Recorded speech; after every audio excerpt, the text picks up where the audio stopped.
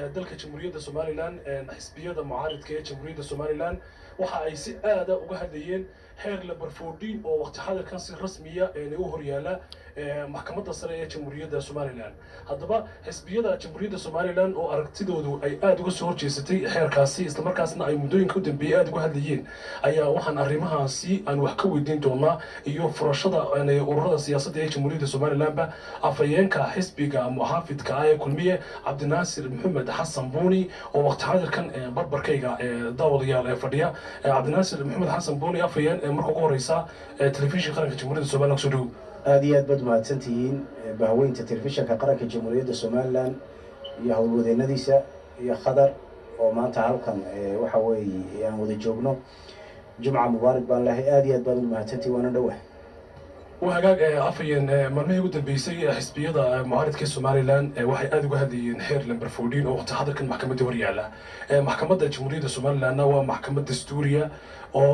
madax bannaan isla markaasna go'aamadeedu ay yihiin go'aamo maxkamaddu khaas u ah oo aan cidina ku faragelinaynin arrimaha noocaas ah ee xisbiyadu ay kaga hadlayeen maxkamadda iyo heerka horyaala iyo furashada ururada siyaasadda ee Somaliland ka xisbiyan sida aragta horta marka u horeysa sida shacbiga reer Jamhuuriyadda Somaliland oo dhan ka dharagsan yahay dalka Jamhuuriyadda Somaliland waxa uu asal u ah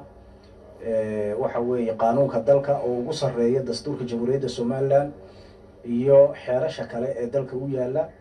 marka kuma qabsoonto doorashooyinka Jamhuuriyadda Somaliland ee kala duwan iraadada xukuumadda kolba joogta iraadada madaxda xisabta qaranka iraadada madaxda golayaasha qaranka iyo iraadada dadka siyaasiyiinta ah kuma qabsoomaan waxa Somaliland doorasho kasta ay ku qabsoontaay oo waajibiyay waa qaanuunka waajibinaya doorashada madaxtooyada qaanuunka waajibinaya doorashada golaha wakiilada qaanuunka waajibinaya golayaasha deegaanka ayaa waajibinaya 10kiiba hal mar in dadku ay helaan fursad siyaasiya oo ay waxa weeye kaga qayb qaataan platformka waxa weeye dalka yaala oo taasina noqonayso saddex xisbi qaran oo qofku hadii aanu soo fananin ama soo fuulin salaanka xisabta badan ee Somaliland de qayb kama noqon karo siyaasadii qaanuunkeenu ma waajibinayo madaxweyne madax bannaan oo tartamaya iyo waxa weeye gudoomiyaal xisbiyo iyaguna madax bannaan oo xisbi salka ku haynin oo madaxweyne oo tartamaya marka arrintan imika taalaay waxa weeye waa arrintii 2002 aynu inoogu soo baxeen saddex xisbi qaran oo udub iyo kulmiye iyo u ciidahay 2012 ay ku soo baxeen waxa weeye kulmiye u ciid iyo wadani maanta 10 sano gaadhay waqtiga marka la gaaro bisha waxa weeye May ilaa June de waxa ay noqonayaan dalkoo dhan saddexda xisbi qaran ee jira iyo ururada kale ee qaanuunku waajibinayana ururo siyaasadeed ayuu dalkooda noqonaya deetana waxa hay'adaha awoodda u leh guddida diiwaangelinta hadday tahay iyo hadday tahay guddiga doorashooyinka qarankuba waxay nin kastaaba qaadan doonaa waajibaadkiisa sidii doorashooyinkaasi u qabsoomi lahaayeen dalkana ay ugu soo bixi lahaayeen saddex xisbi qaran oo waxa weeye u tartama ama uu ku soo baxo madaxweynihii lixaad ee Jamhuuriyadda Somaliland haddii maanta ay qabsoomi waayaan oo ururadaasi waqtiga loogu talagalay ay noo dhici weydana saddexda xisbi qaran shahaadadooda way dhacaysaa waxayna noqonayaan ku meel gaadhna ma galo doorasho madaxtooyo ruqsadoodana way dhacaysaa shacbiga reer Somaliland inta wali isla fahansan yahay afayeenka xisbiga muxaafidka ee kulmiye oo hadalkiisa sii wata ayaa fariin u diray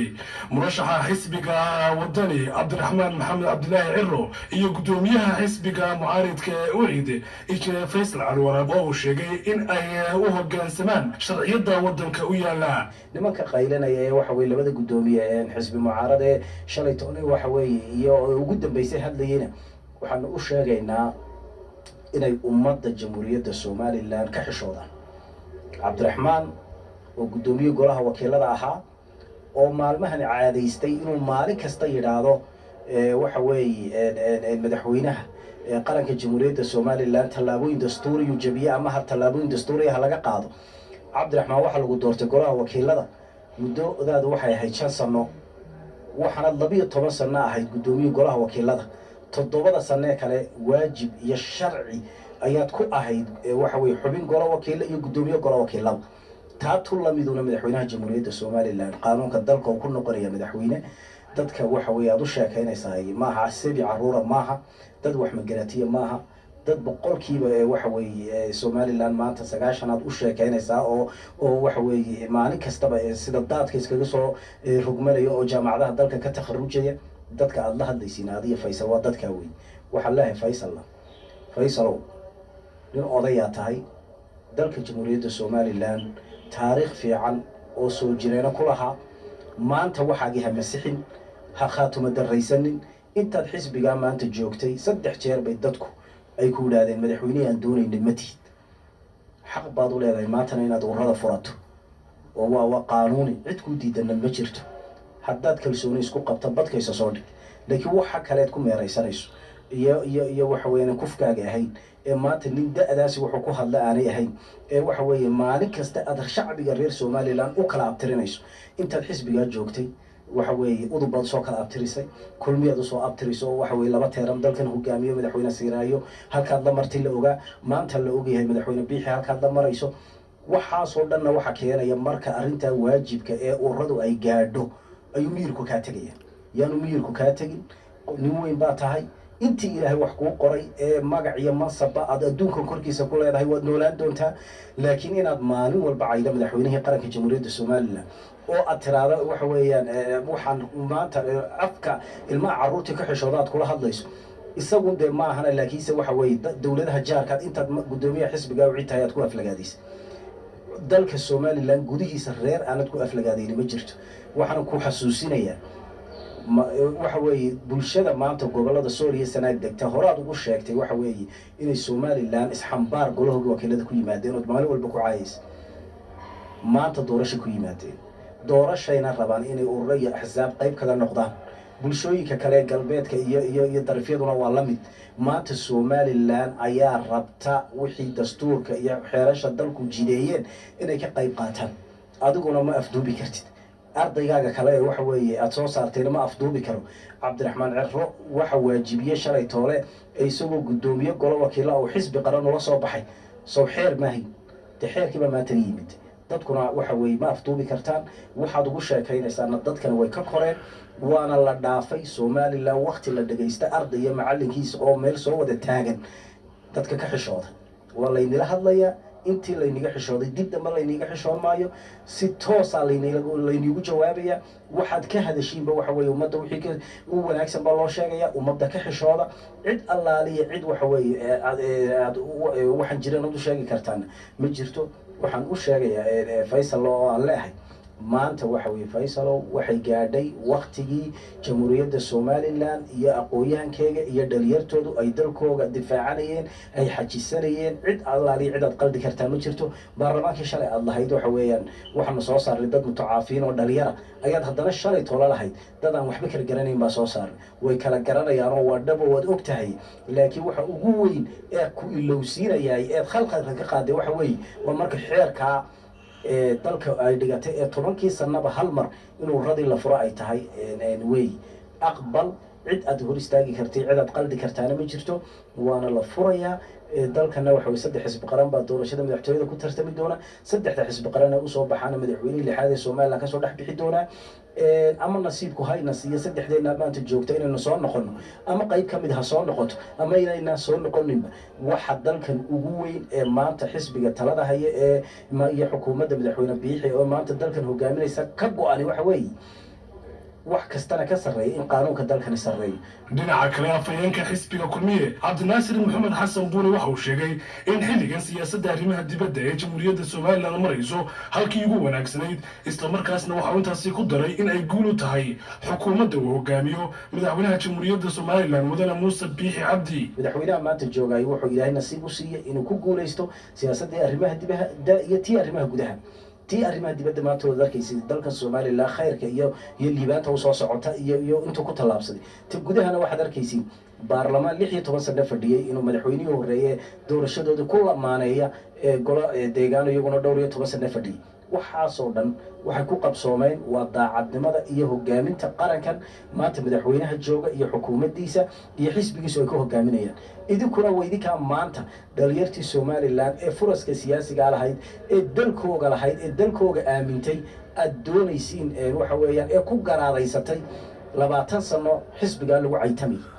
ee somalilan wax la dhaafeani jir ee gudaheega lagu kala kaxeeyey ee ummadeeda lagu caayey ee dowladaha jaarka lagu caayey ee cid kasta lagu caayey ee maalintii dhaweyta u dambaysay aad lahayd culimo dalkani mare war ummadda ka xisho oo ummadda ka fadhiiso oo ilaahay baa wax bixiye waxa weeyaan maanta dimuqraadiyadda dalkan iyo horu socodkiisu faysalow noqon mayso mid carruurtiina aad ku korsataan oo inta kalena been aad u sheegtaan oo tiraadaan dalkani ma soconayo idinkaa socon waayey idinkaa baasaboorro dowlado kala haysta idinkaan maanta qof carruurtiina iyo dalkan aanu idhiga joogin markaasaad rabtaan inta somalilan ee dalkoogan maanta aaminsan ee qarannimadooda difaacanaysa ee dimuqraadiyaddiisa rabta inay ka qayb qaadato ee xisbiyada rabta inay ka qayb qaadato aad rabtaan inaad waxa weye ku dul noolaataan taasina waa la dhaafay mana soconayso waana laynila hadlayaa shacbiga reer somalilanna way dhaafeen xilligii waxa weye beenta dadka aad u sheegayseen way dhammaatay aqbala haddaydan aqbalina sharcigeeni aqbalsiin doono waana waxaad sharciga ka heshaan gudoomiyaha xisbiga mucaaridka ah ee uciid injineer faysal cawraabe waxa uu diray maxkamadda sare ee jamhuuriyadda somalilan arrintaas aad aragtaa runtii waa waxyaalaadka shacbiga reer somalilan ay aadka iyo aadka ula yaaban yihiin waana waxyaalaadka muujinaya khalkhalka waxa weye faysal ka muuqda faysal 2 jeerba maxkamadda dastuuriga ah arrin dastuuriga ka gashay mar isagii ardaygiisa ishayay oo cabdiraxmaan cerre ahaa marna musharaxii waktigaasi jamaal cali xuseen ayay maxkamadda isla galeen labadii guuloodba waxay maxkamadda dastuuriga u xukuntay oo helay waa faysal cali waraabe waana duubanta shacbiguna waa kuwa maalin walba duuban dhegaysanaya bal faysalow bal intaa uun dib u dhegayso war ma maanta markay arrin caama oo qaranka somalilan xeerashiisa iyo qawaaniintiisu waajibinayaan ay timiday ayaad kala garan weyday waxa weeyaan maxkamadda sare ilaahay baana kugu ciqaabayo shalay toole waxa weeye guddoomiyihii joogay ayuu ilaahayna maanta soo gaadhsiiyey arrintaasi waxa weeyaan xeer number 14 isagii baana maanta jooga bahdiisii garsoorka iyo raggiisii baa jooga waxa weeye faysalow shalay markaad u mahadnaqaysa eed lahayd somalilan intaanu dadka dheer nahayba